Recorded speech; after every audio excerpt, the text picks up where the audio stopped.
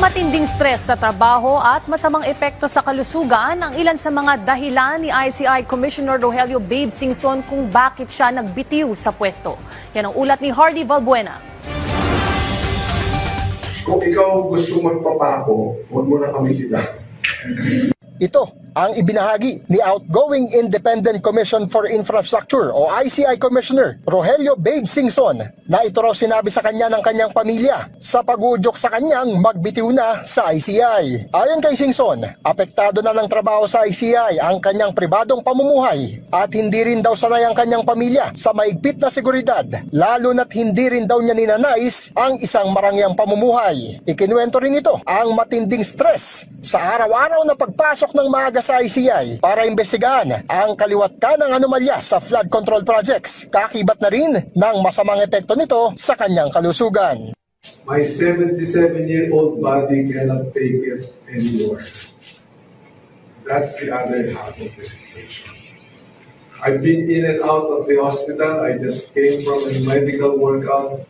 This is the first time in my life that I've been asked to take maintenance medication for heart, high BP, for high cholesterol, high creatinine, name it, everything is red flag in my body.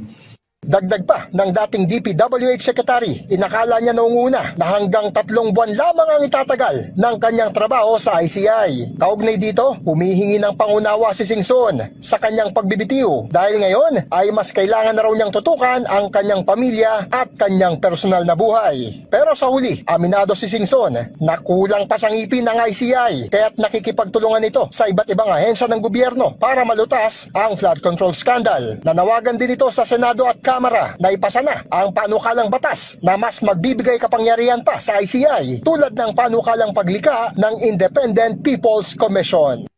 I hope people understand that ICI on its own cannot solely carry the burden.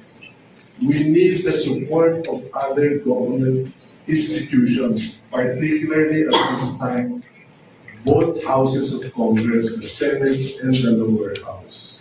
Kahit nagsumiti na ng irrevocable resignation, ay handa pa rin daw si Singson na umalalay sa ICI at dadalo pa rin ito sa mga pagdinig ng komisyon hanggang sa maging epektibo ang kanyang resignation sa December 15. Hardy Valbuena para sa Pambansang TV sa Bagong Pilipinas.